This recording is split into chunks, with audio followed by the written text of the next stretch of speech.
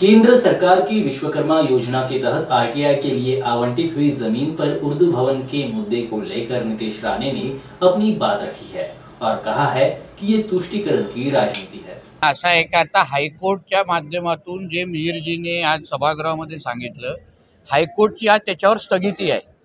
पण आमचा मुद्दा एवढा आहे की काही टक्के आयटीआयला द्यावं आणि काही टक्केवर उर्दू भवन बांधावं, ह्या गोष्टीला आमचा विरोध आहे। आमचं म्हणणं आहे की जेव्हा आयटीआयची घोषणा झाली 10,000 विद्यार्थ्यांनी तिथे ॲप्लिकेशन केलं की ते 10,000 एका बाजूला आपण बेरोजगारी मिटवण्याची भाषा करतो आणि दुसऱ्या बाजूला उगाच हे तुष्टीकरणाचं राजकारण करतोय।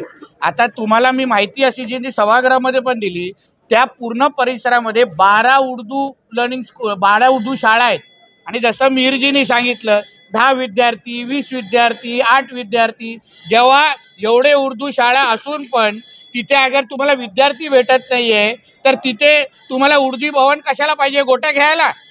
मुद्दा माझा एवढाच आहे तुम्हाला की जेव्हा तिथे आयटीआय जाहीर केला जेव्हा तिथे 10,000 विद्यार्थीचं ॲप्लिकेशन येतं, जेव्हा मंत्री महोदय सांगतायत की केंद्र सरकारची विश्वकर्मा योजना राबवण्यासाठी आम्ही हा पूर्ण आयटीआय सेंटर वापरू, एवढ्या तरुणांना तरुणींच्या 2 हाताला काम तिथे मिळू शकतं, तर मग आपल्याला दाढी कुरवडत कशाला बसायचंय।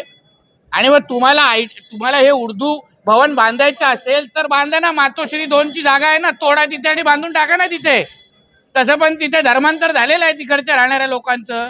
म्हणून माझं एवढंच म्हणणं आहे, जे मिहिरजींची मागणी आमच्या सगळ्यांची मागणी एवढीच होती की तिथे अर्ध उर्दू भवन अर्धी आयटीआय करण्यापेक्षा पूर्ण ते उर्दू भवन बाजूला करा आणि तिथे पूर्ण आयटीआय बांधा, एवढीच आमची मागणी होती। मला गरज पडणार नाही, सरकार आमचं आहे। जसं आम्ही तिथे राम मंदिर बनवतो अयोध्येला, तिथे आयटीआय पण बनेल।